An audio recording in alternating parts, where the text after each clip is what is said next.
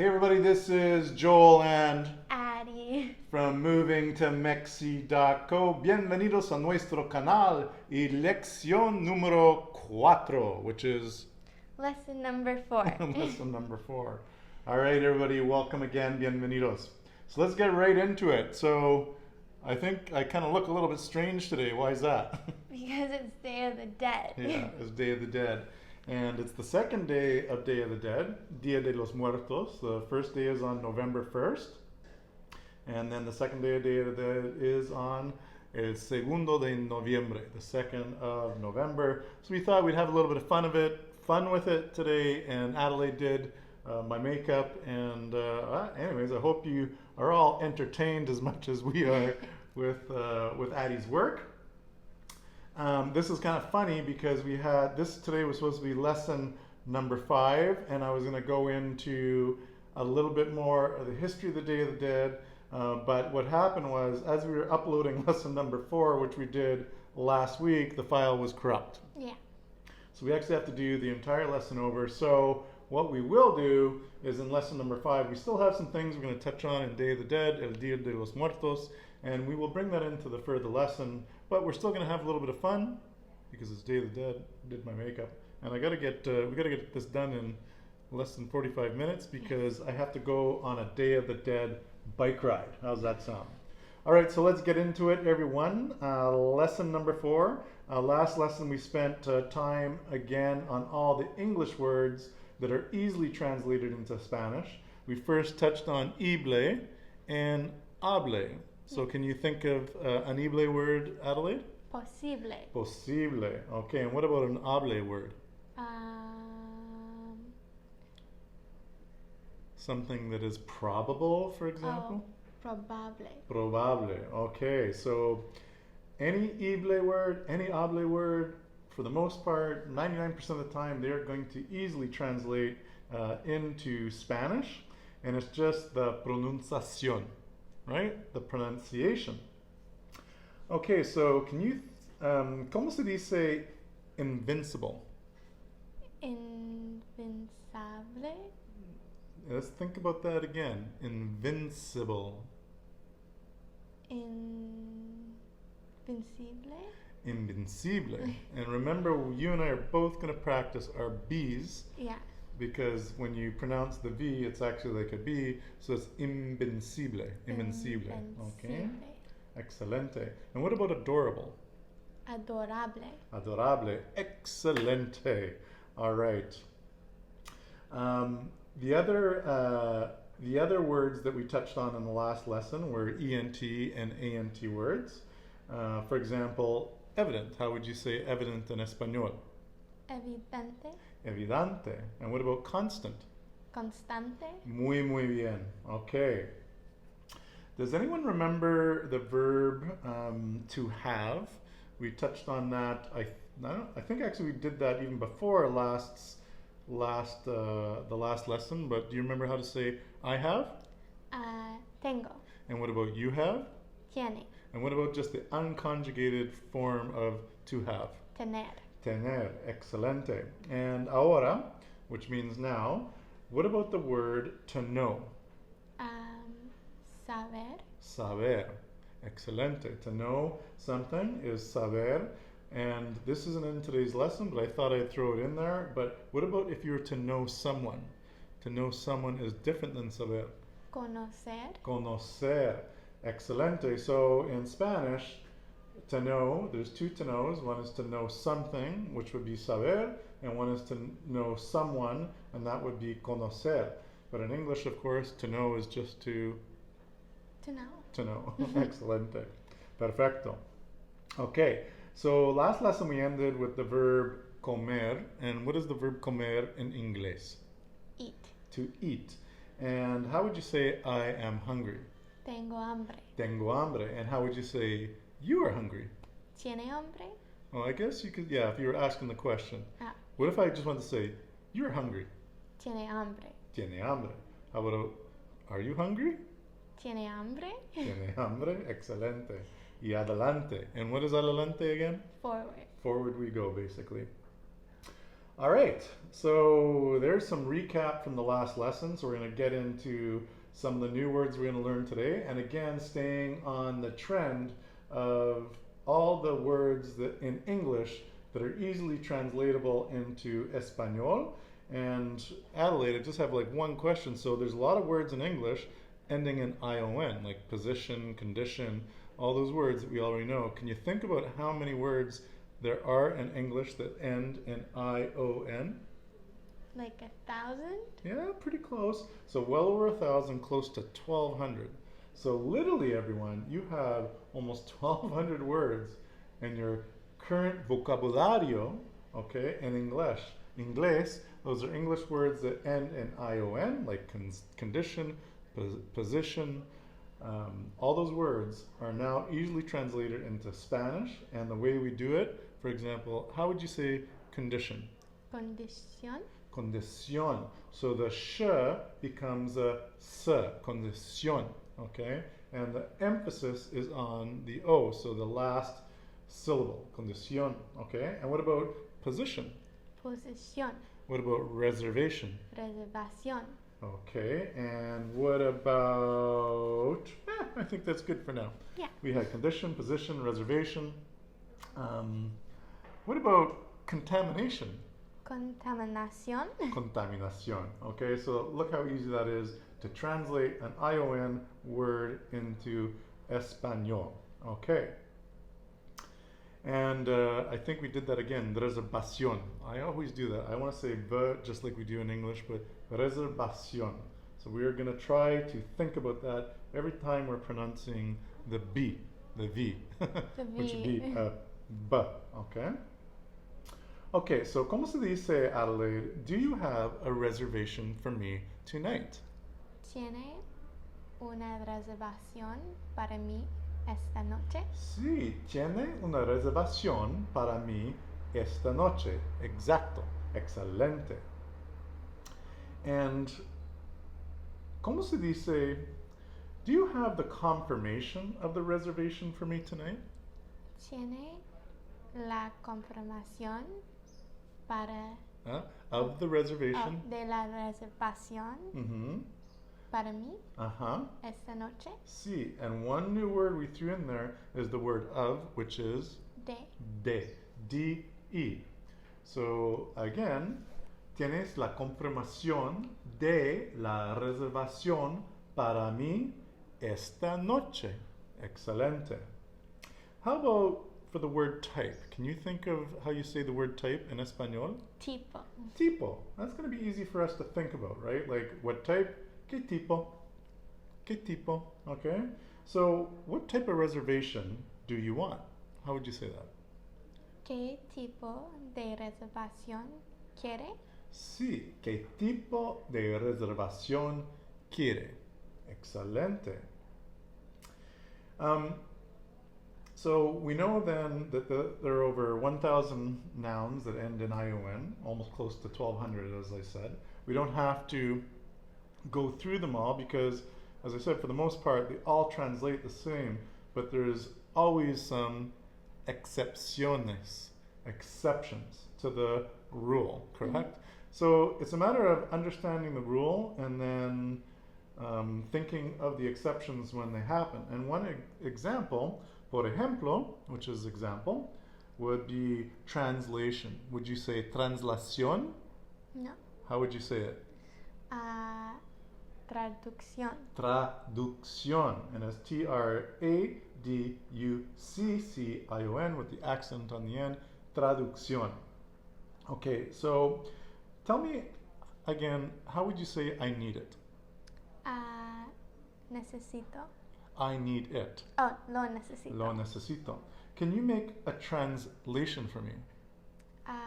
¿Puede hacer una traducción para mí? Sí. Por favor. Por favor. Yes, we have to be very polite, so we will say the word por favor, which literally means por is for and favor is favor, for favor, but translated into English is please. Please. Okay, excelente. Puede hacer una traducción para mí, okay? Puede is also could be used for will you. In English, we can say will you, can you. There's no different way to change it. It is basically just puede. So, will you make a reservation for me? ¿Puede hacer una reservación para mí? Excelente. So, can you make a reservation? Will you make a reservation? Exactly the same thing. And I'm going to peel my glasses up here very carefully. They were falling down my nose. I don't want to ruin Adelaide's excellent work on my face. Okay. So, again, when you're asking a question, and you always have to remember about that inflection, right? So, puede hacer una reservación para mí is like, can I make a reservation? Puede, or can you make a reservation for me? Puede hacer una traducción para mí? Can you make a translation? But if I was just talking to Addie more in a direction, I could say, ¿puede hacer una traducción para mí? Por favor. Mm-hmm. It's like asking the question, but I'm also telling her to do it. So it's a little bit different in the inflection. Adelaide, do you remember how to say to make or to do? Hacer. Okay. So will you please do it for me? ¿Puede hacer, por favor? Do it for me? Oh, ¿lo puede? No, puede hacerlo para mí. Sí, por favor. Okay. And do you remember the word for today? Ahora? No. Hoy. Hoy. So the word for today is hoy. Okay. H-O-Y with the H being silent, right? So it's just hoy. So could you now tell me, can you do it for me today, please? ¿Puede hacerlo? Mm-hmm. For me. Para mí. Today. Hoy. Please. Por favor. Excelente. Okay. Going back to the word translation and the pronunciation or the translation of translation is traducción, is one of the exceptions or excepciones. Another one is explanation, is the translation for explanation explicación or explanación, sorry. No. It's explicación. Yeah, I gave it away. It's explicación. So explanation is an explanación. It's explicación, and that comes from the verb explicar. Okay, so the verb explicar is explicación, and that comes from the English verb to explain. Okay? To give is Dar. Dar. D-A-R. And verbs that come from nouns that are similar in English and Spanish, you just add the AR, for example. So here's an easy way for you to take an ION noun and turn it into a Spanish verb. So formation would become? Formar. Okay, excelente. So formation, to take that into a Spanish verb, you're just adding the AR. So formar. And what about confirmation? Conformar. Conformar. What about to conform? Conformar. Conformar. And what about to confirm? Confirmar. No, confirm. Oh, Confirmar. Confirmar. Oh, confirmar. Conform, to conform is C-O-N-F-O-R-M in English, right? To confirm is I-R-M. So they're sounding very similar in both English and Spanish. So conform would be conformar, and confirm would be confirmar, because the I is pronounced ir, ir, okay? I, and then with the R there, it's ir, confirmar. Excelente. So the other interesting difference, so in English when we have verbs, I will say to do. I have to do something, right? I have to go somewhere. I have to make a plate of pasta, right? But in Spanish, you don't have anything that is like a to before the verb. But what becomes the to, or the infinitive, is the R on the end of it. So, for example, confirmar literally means to confirm, and you're knowing that it's to confirm because it's the unconjugated infinitive verb with the R on the end. Okay, so that is the English equivalent of to, is the R on the end of the verb. Okay, so there are three kinds of verbs endings in Espanol. There's the verbs that end in AR, for example, hablar, which means To speak or to talk. to speak or to talk. And then what are the other two endings we have? IR and ER. IR and ER. So ER would be like comer, which means, To eat. okay, and IR would be like venir, which means To come. to come. Okay, and also, what about salir? Salir is to leave. Is to leave. Okay. Have you ever seen a sign? Salir is a really important verb, and also the word that comes from it, salida, which literally means exit. So next time you're traveling in a train station, in an airport, and you're in a Spanish-speaking company, or if you're in a Spanish-speaking country, look for the sign that says salida, and that is always means the exit. Okay. So whenever you have a consonant at the end of the word, the one single stress, siempre, always will be on The end. the end. Exactly. So remember the verbs like mandar, salir, terminar, comer. The stress is always on the end. And whenever you have a vowel at the end of the word, the one single stress is going to be On the penultimate the syllable. penultimate syllable. Okay, like quiero, mando, tengo. We're not saying quiero, we're not saying mando, we're not saying tengo, we're saying quiero. But if it was the unconjugated verb of to want, it would be querer, right? Mandar, okay? Now, otra vez, which means Again. siempre hay excepciones, which means There's always exceptions. there's always exceptions to the rule, okay? Now, if a word has an N or an S, an N or an essay at the end of the word, and we're going to remember our nose, okay? So this is the nose rule, which we've learned from Michel Thomas. So if there is N or an S at the end of the word, then the stress is then, instead of being on the end, it's going to be On the penultimate the syllable. penultimate syllable. Now there's always another exception to the rule, but you're going to know this in written Spanish when you see an Accent. So in the written Spanish, when you see an accent somewhere on that word, that is where you're always going to put the stress. So for example, cerveza, which is a beer, cervezas, which are beers. Using the rule of having a consonant at the end of the word, we would think that we'd have to pronounce cervezas, cervezas, but we don't, because it has the nose rule. Yeah. There's an S on the end, okay? A lot of verbs in Spanish that end in N, like mandan, forman, right? Again, because of the nose rule, we're not saying mandan, we're not saying forman. We know it's the nose rule, so the stress goes on the penultimate syllable, which would be like forman, okay? Mandan, okay? So this is how we're going to think about it, using the nose rule, okay?